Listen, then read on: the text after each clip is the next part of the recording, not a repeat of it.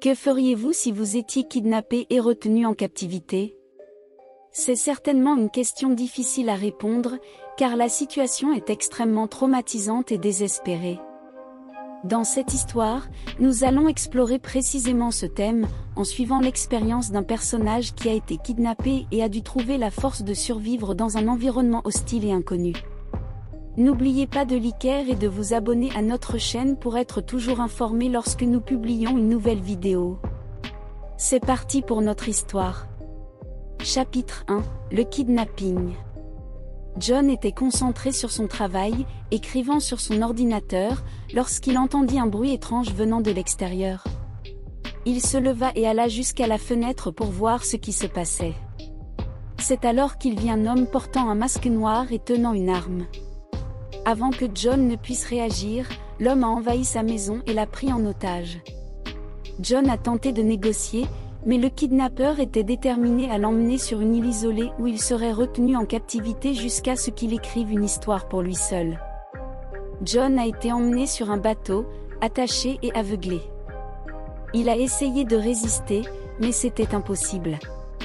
Il ne savait pas ce que le kidnappeur voulait et craignait pour sa vie.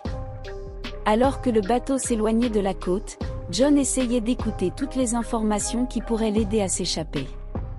Le kidnappeur n'a pas beaucoup parlé, mais il a clairement fait savoir qu'il était un grand fan de John et qu'il voulait qu'il écrive une histoire exclusivement pour lui. John a essayé de plaider qu'il n'était pas possible, que son processus créatif ne fonctionnait pas de cette façon, mais le kidnappeur était déterminé et a menacé de le tuer s'il ne satisfaisait pas sa demande. John était terrifié et essayait de réfléchir à un plan d'évasion. Il se demandait comment quelqu'un pouvait être si obsédé au point de kidnapper quelqu'un et d'exiger une histoire exclusive. Il se demandait s'il y avait quelque chose de plus derrière tout cela. John savait qu'il devait trouver un moyen de s'échapper avant qu'il ne soit trop tard. Chapitre 2, la captivité. John a été maintenu en captivité dans une pièce verrouillée sur l'île isolée, sans possibilité de s'échapper. Il a tenté de négocier avec son ravisseur, mais l'homme est devenu de plus en plus violent. John a commencé à paniquer et à chercher un moyen de s'échapper. Dans la pièce, John a essayé de trouver quelque chose qui pourrait l'aider à s'échapper. Il a fouillé la pièce à la recherche d'une fenêtre ou d'une porte cachée, mais rien n'a été trouvé. Il savait qu'il devait être prudent et ne pas attirer l'attention de son ravisseur, alors il a commencé à faire semblant de coopérer. Pendant ce temps, il a essayé d'étudier son ravisseur et d'en apprendre davantage sur lui. Il a remarqué que l'homme semblait déséquilibré et avait un regard inquiétant dans ses yeux. John a décidé qu'il devait être intelligent pour s'échapper, alors il a commencé à écrire de petites notes sur ce qu'il a vu et entendu. Il savait qu'il ne pouvait pas écrire une histoire entière, mais il pouvait au moins essayer de mettre quelques indices dans ses notes. Il a également commencé à créer un plan d'évasion, espérant qu'il pourrait le mettre en action avant qu'il ne soit trop tard. Mais le temps passait et la situation ne faisait qu'empirer. Le ravisseur est devenu de plus en plus violent et abusif, et John a commencé à craindre pour sa vie. Il savait qu'il devait agir rapidement. Puis, une nuit, John a eu une idée. Il a remarqué que la porte de la pièce était mal fermée et a décidé de tenter une évasion. Avec précaution, il a ouvert la porte et est sorti discrètement de la pièce. Il a suivi les couloirs sombres de la maison et a essayé de trouver une sortie. Mais, alors qu'il marchait dans les couloirs, il a entendu un bruit. Il s'est retourné et a vu son ravisseur s'approcher de lui, prêt à l'attaquer. John a essayé de courir, mais a été capturé et ramené dans sa chambre. Il savait qu'il devait trouver un autre moyen de s'échapper avant qu'il ne soit trop tard. Chapitre 3, la découverte. John a réalisé que son kidnappeur était obsédé par lui et sa carrière littéraire. Il a commencé à analyser les manières et les paroles de son kidnappeur, cherchant une piste qui le mènerait à comprendre ce qui l'a motivé à agir de cette façon. Une nuit, alors que le kidnappeur dormait, John en a profité pour fouiller ses affaires et a trouvé un manuscrit inachevé.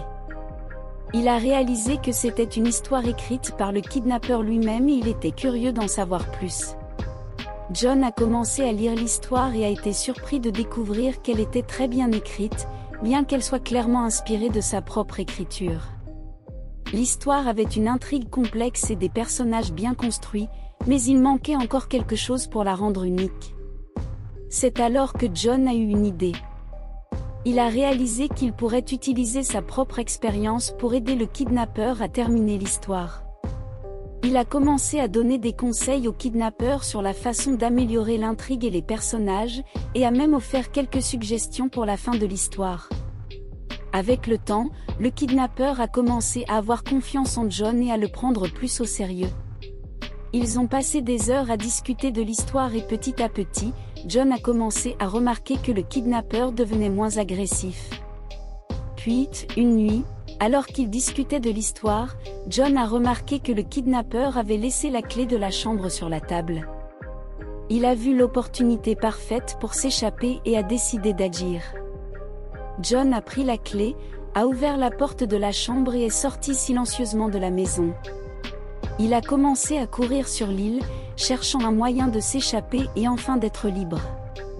Mais il a vite découvert que l'île était immense et pleine de dangers. Il a réalisé qu'il devait trouver de l'aide le plus rapidement possible. Chapitre 4 : La fuite. John a finalement trouvé une opportunité de s'échapper lorsque son ravisseur a laissé la porte de la chambre déverrouillée par accident. Il a couru à travers l'île, évitant le ravisseur, et a finalement réussi à atteindre un point d'accès à un bateau qui le ramènerait chez lui. Mais avant de quitter l'île, John a découvert quelque chose de choquant. Alors qu'il fuyait à travers les broussailles, John a trouvé une maison abandonnée. En entrant, il a découvert une pile de manuscrits écrits par le ravisseur. Ils étaient tous des histoires qui imitaient le style de John, mais avec des fins différentes et tout aussi effrayantes. John a été horrifié de réaliser que le ravisseur avait kidnappé d'autres écrivains avant lui et les avait maintenus en captivité pour qu'ils écrivent des histoires justes pour lui. Il s'est senti responsable d'aider à mettre fin à cette pratique et a décidé de dénoncer le ravisseur aux autorités dès son retour chez lui. Après être rentré chez lui et avoir dénoncé le ravisseur, John a essayé de reprendre sa routine normale. Mais il ne pouvait pas arrêter de penser à tout ce qui s'était passé et à la façon dont le ravisseur avait été capable d'imiter son style si parfaitement. Des mois plus tard, John a reçu une enveloppe par courrier avec une lettre et un manuscrit. La lettre était du ravisseur, s'excusant pour ce qu'il avait fait et remerciant John de l'avoir aidé à trouver sa propre voie en tant qu'écrivain. Le manuscrit était l'histoire sur laquelle ils avaient travaillé ensemble sur l'île.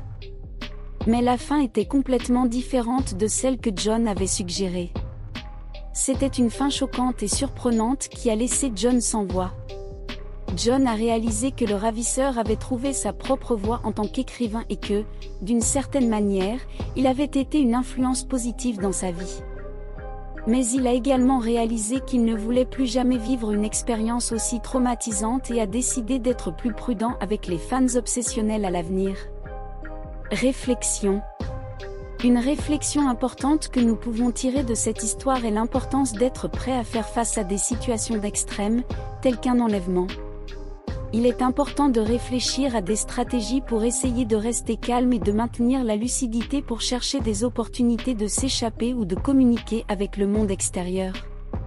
De plus, l'histoire montre également l'importance d'être attentif à notre environnement et de prendre des mesures de sécurité pour éviter d'être la cible de criminels. La prévention est toujours la meilleure option, et de petites actions peuvent faire la différence pour éviter les situations à risque. Notre vidéo se termine ici. Si vous avez aimé notre histoire, dites-nous dans les commentaires. Abonnez-vous à notre chaîne pour recevoir plus d'histoires intéressantes comme celle-ci.